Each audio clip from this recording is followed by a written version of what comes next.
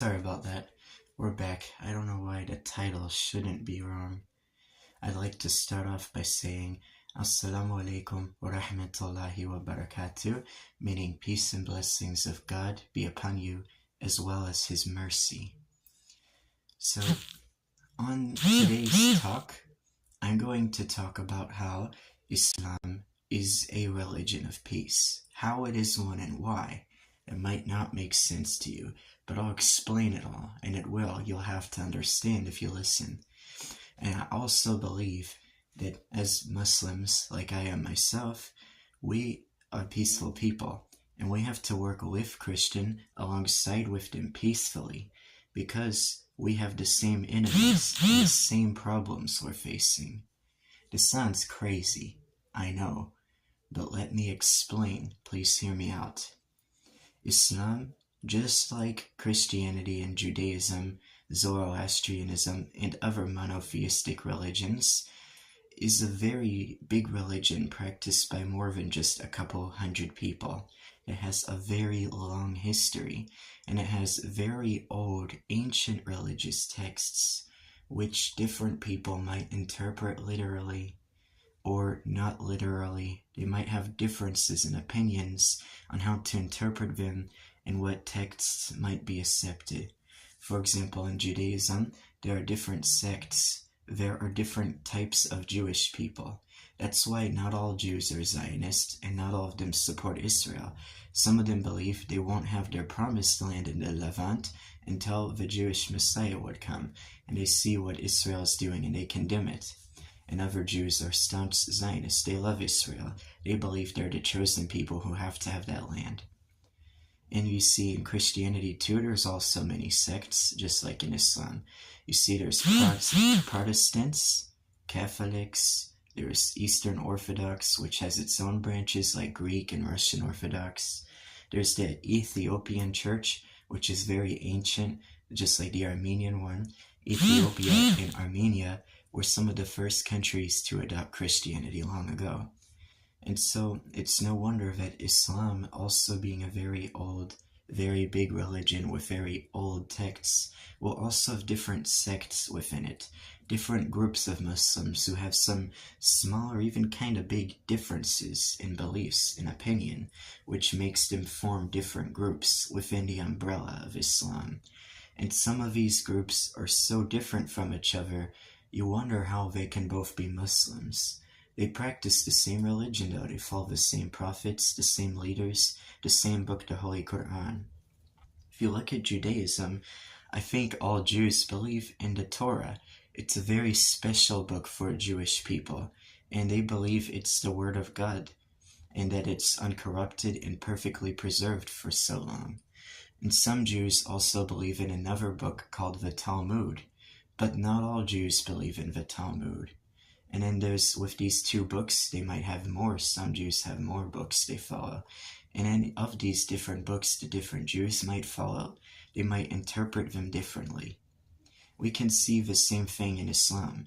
All Muslims believe in the Holy Quran as a book from God that is uncorrupted and perfect, except some minority groups of Imami 12 or Shias, but I could address that another time or later.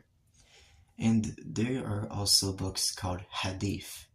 So this is why I'm telling you Islam is a religion of peace, and we're good people, and we should work with Christians and help them out because we have the same struggle. You're probably thinking I'm crazy saying this, when you might turn on the news and you see ISIS doing car bombing, Al-Qaeda doing attacks on people, you hear Azerbaijan is doing a genocide of Armenian Christians. You're seeing all these things in the news and media, and you're thinking, how can this guy sit there and say that Muslims are friend of Christians and that they're a peaceful religion when this is going on? Well, I condemn all those things that happen.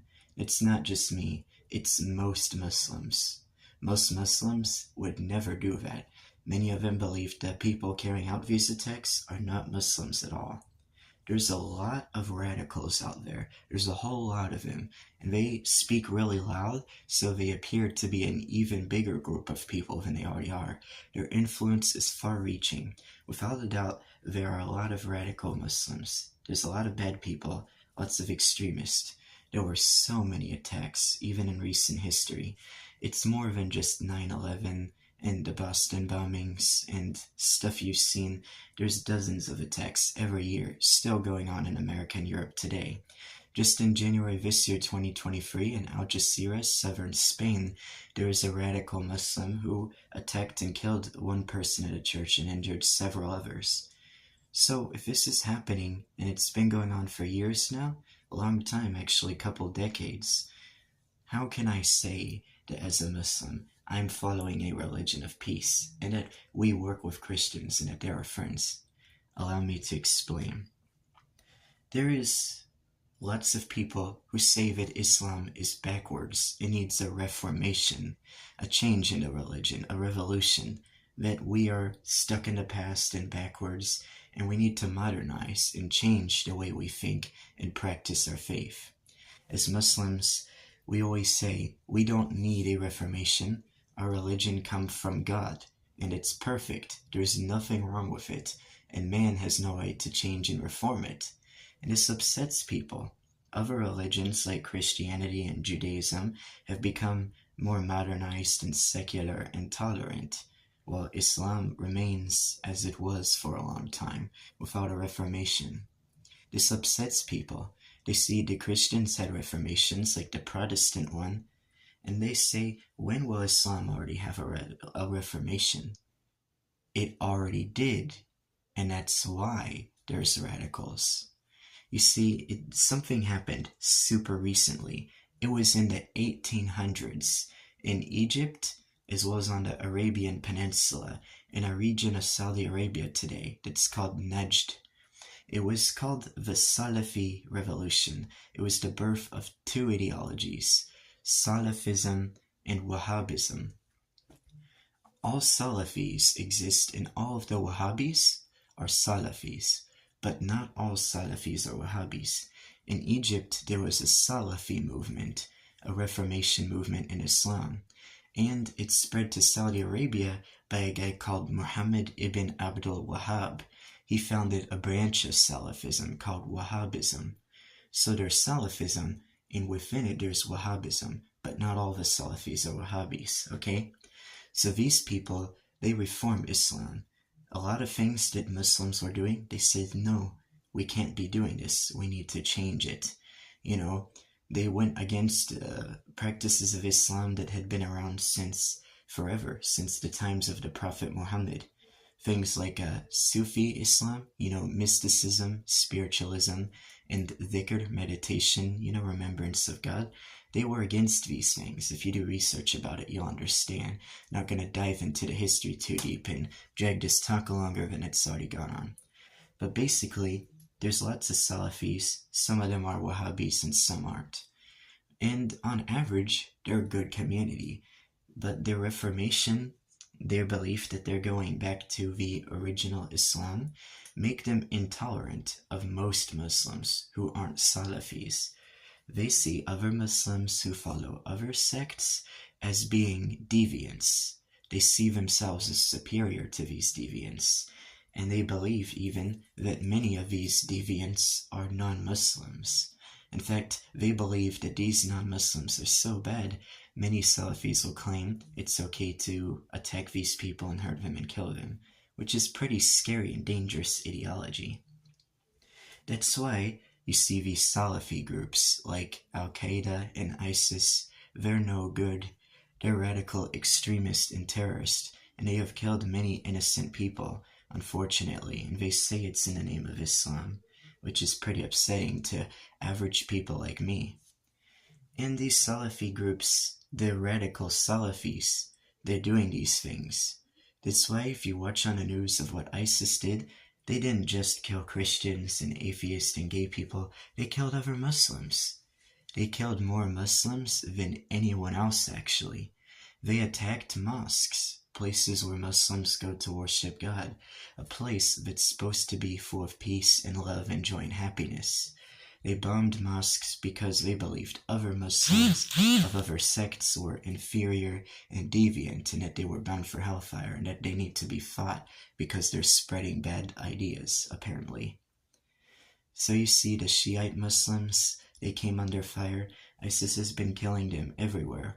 This is why we saw the rise of radical Shiite groups like Hezbollah. They fought, Sunni radical Salafis in Syria, in Lebanon. So it's kind of a response to shock and trauma. It's kind of like a revenge group that formed. So who are the Salafis? They are these radical extremists, and they believe that all these practices within Islam, such as Hadra, which is the practice of worshipping, to extreme degree, beyond what's necessary and required to show gratitude for God and hopefully to get reward, they believe this Sufi practice isn't allowed, that it's a bid'ah or an innovation, and so that it must be crushed and stopped. So the Salafis, their beliefs contradict most Muslims, and they even believe that many Muslims are kuffar, non-Muslims, which is, normal. Most people are not Muslims on earth right now. Most people are non-Muslims, which means kuffar, a non-Muslim. But the Salafis believe these deviant Muslims who disagree with their views are even worse, because they teach what Salafis see as a distorted Islam, which they see as dangerous and damaging to the faith.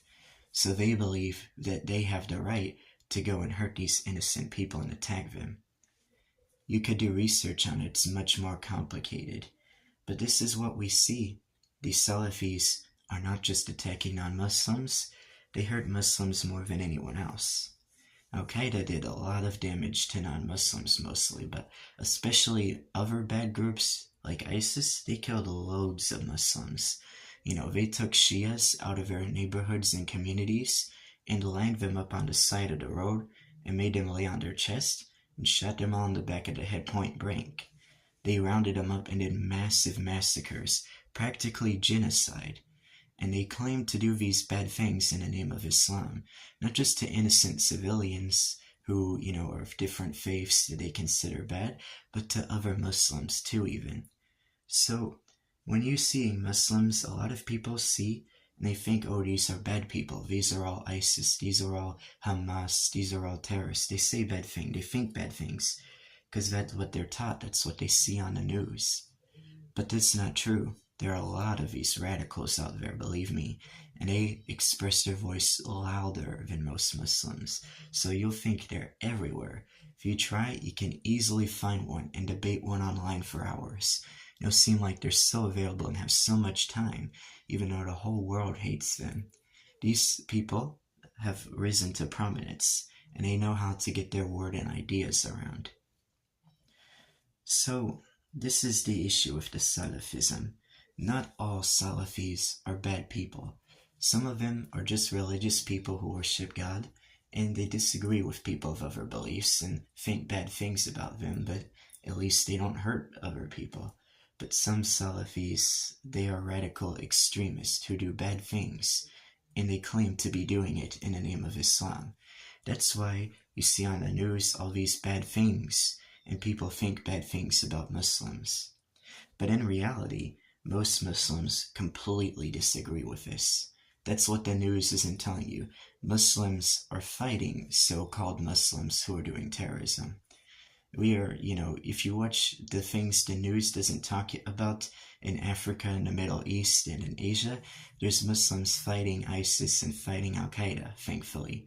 They're protecting Christians, non-Muslims, and everyone in their communities. There's Muslims who have neighbors who are Jews and Christians and atheists, and they try to protect these people. They love these people and get along with them because they're neighbors.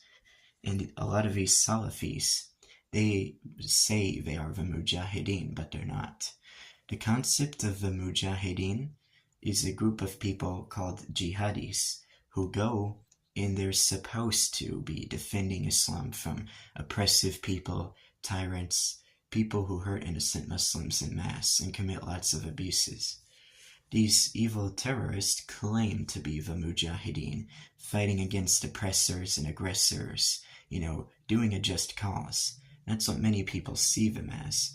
But if you look behind the scene, these evil terrorists are kidnapping Yazidi women and selling them on markets as sex slaves. They openly admit to it. They kill innocent people. They do a lot of horrible things that I don't think is allowed in Islam at all. I can't find anything that allows this. And where is the origin of this? Well, everyone on the news says it's from the Quran, it's radical Islam. They're doing what their faith tells them to do. But that's not right. Islam does not teach people to be violent and barbaric. Even to non-Muslim, who are your neighbors? And in the case that a war breaks out for one reason or another, and Muslims find themselves fighting in it, the Prophet Muhammad laid out rules of war that Muslims are supposed to follow. You can't attack civilians, people who surrender, women and children. You're not even allowed to damage people's gardens or cut down their trees. It's basically, there's a lot of strict rules to it. The Salafi extremist terrorist groups never followed these rules. They went around beheading innocent people and attacking anyone who disagreed with them, and trying to justify it by using a collectivism instead of individualism. Collectivism is a bad ideology. It's what the Zionists in Israel used to punish and kill innocent Palestinian civilians. Collectivism, to sum it up, would be like if I said, a member of the KKK attacked me, so I attack all Christian. That's crazy. No one thinks this way, right? Unfortunately, a lot of people do. This is collectivism. It's the belief that you can punish groups of people based on what an individual did. It's very bad and dangerous. It's what Israel uses against Palestinians. And it's what these Wahhabis and Salafi extremists talk about all the time. These bad people, ISIS, everyone focuses on the bad things they do, rightfully so. But have you ever watched the videos of them giving their speeches, trying to justify the horrible things they do? They only can pull it off and convince people to join them and take up arms because they use lots of collectivism. When they attack Shias, they say, oh, these are the Rawafidis. They hate us. They're all after us. They curse Abu Bakr and Umar and these amazing people. They all gotta go. They're a threat to us. See how they talk? Collectivism. They take Shias, a whole group of people that's millions in numbers, has many subsects of different groups who disagree with each other, and just say they're all the same, they're all a threat, they're all bad, they all need to be punished. That right there is the dangerous ideology of collectivism. They use it on Christians too. They say, oh, the people of the cross, they came to attack us. We must fight back heroically. And then they go and attack innocent Christians who have nothing to do with it. Because collectivism, they believe they can punish groups of people instead of just the individuals. The opposite of collectivism is individualism, that there's individual people with their own minds and personalities. This is the right ideology to have. It's the belief that there's good Christian and bad Christian. There's good Jews and bad Jews. There's good Muslim and bad Muslims. You see? That's the reality of how it is. That can be scientifically proven. It's not an opinion, it's a fact. If you don't see that, you can take a whole group of millions or even 1.2 billion people and say they're all bad. That's the dangerous ideology of collectivism. And it leads to war and conflict and the unnecessary loss of many innocent civilian lives. Mainstream Islam, it's debatable what it is. Mainstream Islam is most likely something that is Sunni Islam. The Salafis and the Wahhabis and the extremists who do all these bad things, they do identify as Sunnis. They are Sunni groups, but most Sunnis disagree with them too. The average Orthodox Muslim, Sunni Muslim, they usually are just follow a school of thought like Maliki, Hanbali, Shafi, but they don't identify as Wahhabis or Salafis, and you don't see them going around threatening Shiites and Christians and Jews and whatnot. So it's very important to understand that we see a decline of Christianity nowadays. I'm not talking about what's happening in the Middle East because of these radical Salafis, though. I'm talking about in general, in the West too, where Salafis are an extreme minority who still have a loud voice, but they don't have enough power to get away with doing those things. They'll get prosecuted and face justice, God willing, if they try in the West. So, the Salafis, they're doing that. But about Christianity, we see it's on the decline. Many Christians are becoming atheists. This is a fact. And you gotta question why. We saw in the 80s, America was a super Christian majority country. Christianity was everywhere. You hear it on the radio, you see it on billboards. People all said hallelujah, which means praise the Lord. Everyone went to the church, they worshipped God and Jesus, who they believe was part of God, as Christians do, because of the Trinity. Most Christians are Trinitarian Christians who believe in that. And it was all over. Nowadays in America, if you look at the youth, who are the future of America, we have seen a decline in Christianity. And what are they becoming?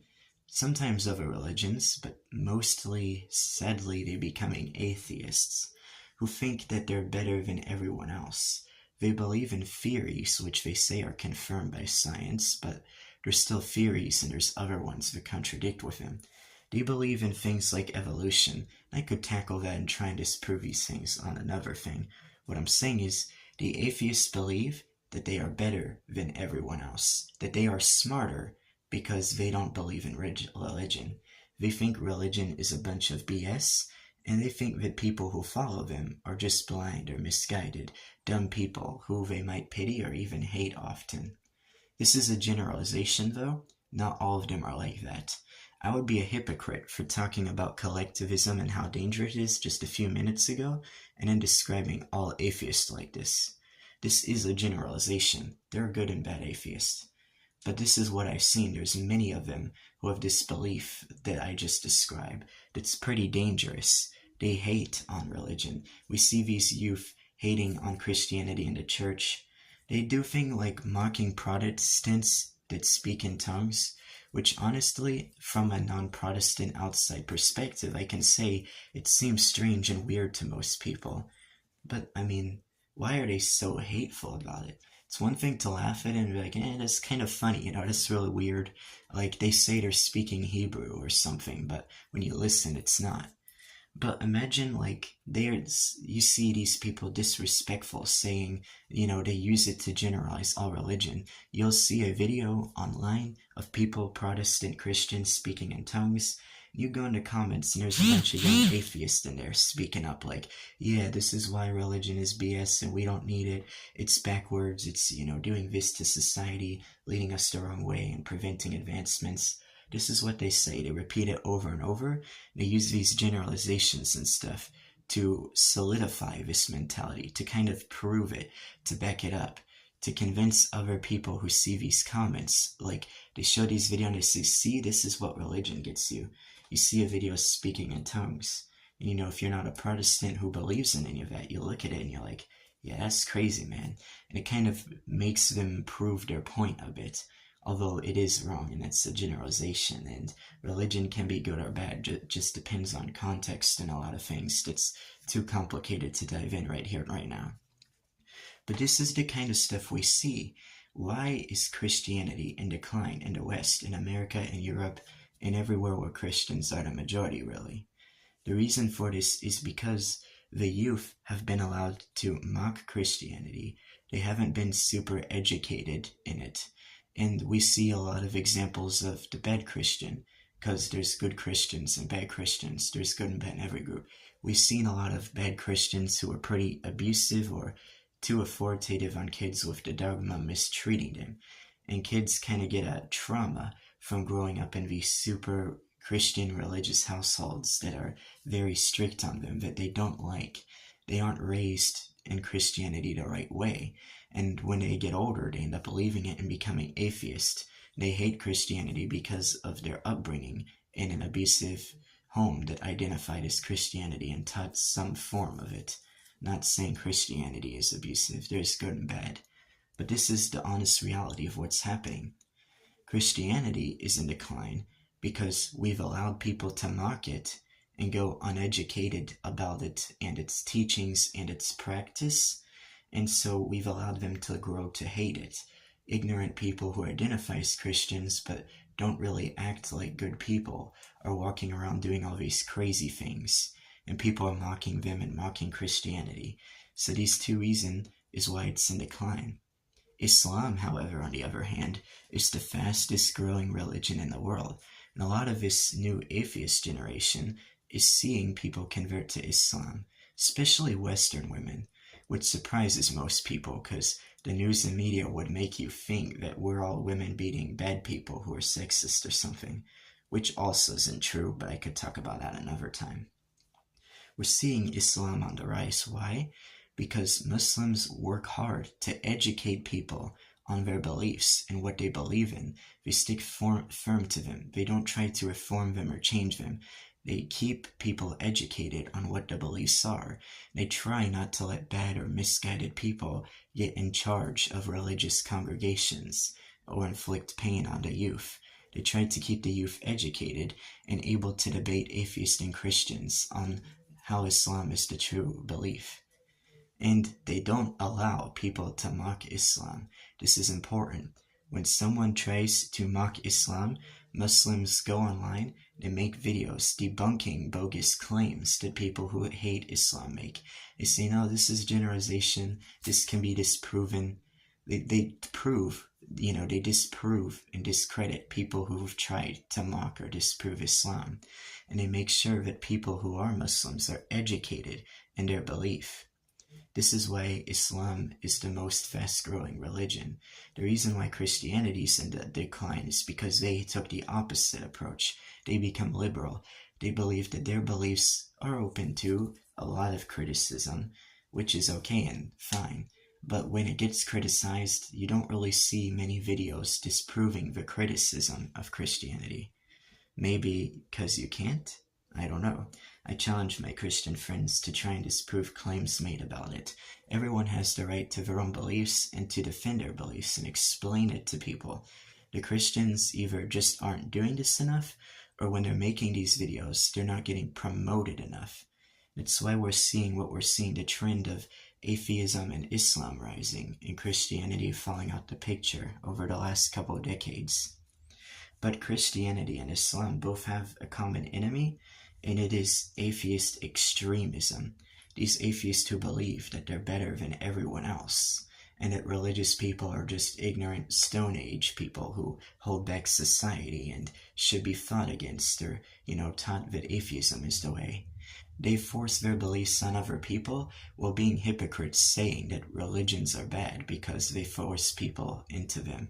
Because you don't choose, you're just born into a family and later you can decide, but you get, the first years of your life to be indoctrinated or whatever they'll say. This is the thing though, the atheists try to indoctrinate people and force their beliefs on other people, think they're better than everyone else. Atheism itself is a religion. They sit there saying religion is bad, but they act exactly like these religions that they're describing. And trust me, if you look for what I'm talking about, it's easy to see. And these are generalizations. They're not all like this. There's good and bad atheists. But these atheist extremists who are hateful to religious people, who criticize them a lot, and often, they go unnoticed. People don't try to disprove their criticism or make rebuttal statements. And their criticism is viewed by the youth. People are leaving their faith. Islam is growing, and Christianity is shrinking because of this. But there's also a lot of people leaving Islam because of these people. It's just there's so many Muslims and loads of people converting, so Islam is still growing rapidly. It's going to be the largest religion soon. It already is technically, because a lot of the people identifying as Christians are actually agnostic and atheist. They just don't know it and are culturally Christian, but they're not really super religious people. If you think about it, Islam already is the most biggest religion. It's just going to become the most biggest belief people identify by pretty soon, But what we are seeing is the atheists also don't just attack Christianity. They try to a lot more, but they attack all beliefs that exist out there, including Islam. They have made up lots of bad things, and by using collectivism, they have been able to, go on YouTube videos. They find videos of Salafists carrying out attacks. You see them comment, "Religion of peace, spreading peace everywhere." They're being sarcastic. They ignore the vast majority of Muslims. They focus on these extremists running rampant doing these bad things. They generalize and say that the 1 to 2 billion Muslims who make up like 1 in 7 people on earth are all like this. They sarcastically comment, "Religion of peace, spreading peace everywhere." Go on YouTube, look for some videos of these radical Salafists like ISIS carrying out their awful attacks. Go in the comments section, sort comments by upload date so you see the newest comments people are saying and not what the algorithm promotes, trying to be positive and keep engagements. Just scroll at the new recent comments, scroll through and look at them. It won't take long. You'll see what I'm talking about. There will be a bunch of them. These people who always go around finding videos of someone who's a Muslim doing something wrong. They comment, "Religion of peace, spreading peace everywhere." So people see this stuff when they're reading comments and seeing these videos over and over of these extremists. That's why they think all Muslims are like that, which is nonsense. It's a result of collectivism, which, as I explained, is a dangerous ideology that causes lots of suffering of innocent people, which is why we should try and get rid of these thoughts and thinking methods. So Christians and Muslims are both dealing with extremist atheists. Not all atheists, there's good and bad atheists. Some of them are just confused people who don't know about God. Some of them are agnostic but don't know what that means and think they're atheists that believe in God or something. It's really complicated. Atheism's a big umbrella term for lots of groups of people who have different beliefs. Some of them believe in the Big Bang Theory and evolution. Some of them believe we were put here by aliens. It's crazy. There's a really diverse atheist community. Just like there's lots of sects of Christianity, Judaism, Islam, etc., you have to remember, they don't believe in God. They're atheists. They're not monotheists who believe in one God. They're not polytheists who believe in many gods. They're atheists who believe that there is no God. They have different beliefs about how that's so. But you have to remember that atheism is a religion. It's just a religion without God. And once you realize that, you'll realize that they're hypocrites, because they're going around criticizing religion, saying it indoctrinates people, is intolerant of people of other beliefs, and it forces their belief on other people and has extremist and bad people within it. But the same is true about atheism, and atheism is a religion. They just don't know it. It's not one that has specific practices or an authority that controls things, or an atheist scripture. In general, there are like subsects of atheists who do. There's even people who try to make atheist churches where they have congregations for atheists, which is funny. You see that they realize they need spirituality in their life, but they don't like God, so they try to make their own atheist religions. Odd. But yeah, so this is the thing. Atheist extremists, they're important, I point that out. Not all atheists, there's good and bad ones. It's hateful atheist extremists who are the biggest threat to Muslims and Christians. They're the common enemy that pushes the wokeism and the liberalism, and they hide behind the mask of being a force against racism and, anti-Semitism and whatnot, in order to gain power. And of course, don't use collectivism. Not all atheists are bad, not all liberals are bad. I'm not saying go out there and attack people for disagreeing with you. That makes you no better than the people I've criticized, like ISIS and stuff. It's very important that you don't become a hypocrite. But the atheist extremists, know your enemies. These are the people who are causing these problems of all this hatred and animosity and the hypocrisies of them I've pointed out. The extremists, the bad ones among atheists, because there's good and bad in all of the groups. These people are who I've been talking about as a big threat to both Islam and Christianity, Christians and Muslims.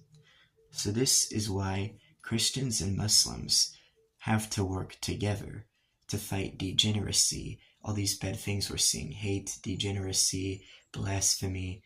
People are doing all these bad things we see today. And you can always tie it to atheist extremists who are doing these things. We must, I'm not saying go out and fight and attack people. That makes you no better than evil groups like ISIS. Don't hurt innocent people.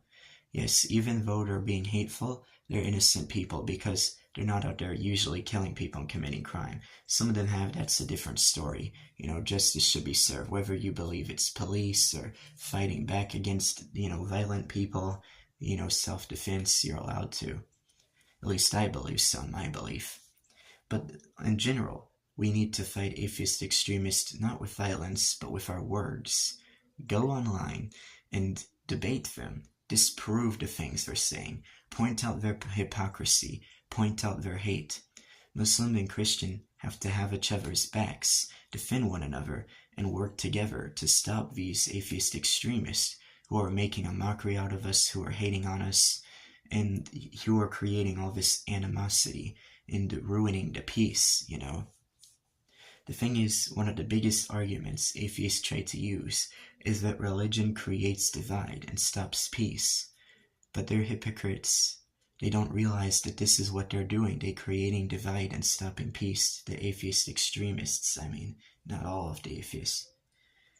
So it's obvious now that I point this out. Go and look for these things. When you see it, start typing or make a video and talk. Share it. Use your words.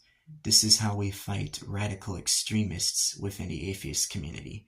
Not with fists, not with guns, but with our words. Disprove their hypocrisy, disprove their claims, point out when you see them being hateful people, talk about why are you so hateful, point these things out. We have to show people. That's how atheist extremism got as big as they have. That's why so many people are becoming irreligious. It's because they have their opinion. They've really used their words to show people their point of view and found people who might agree with it because of their experiences. And so they've grown massive following and audience. They've created a whole industry. People watch their videos and learn their ideas. And, there's ads on the videos, so they make money from this. They use it to fund themselves and their studios to produce more content. We have to be like them. And that we use we express our views and our beliefs and opinions. And we got to disprove them as they try to disprove us. This is how we win in the long run.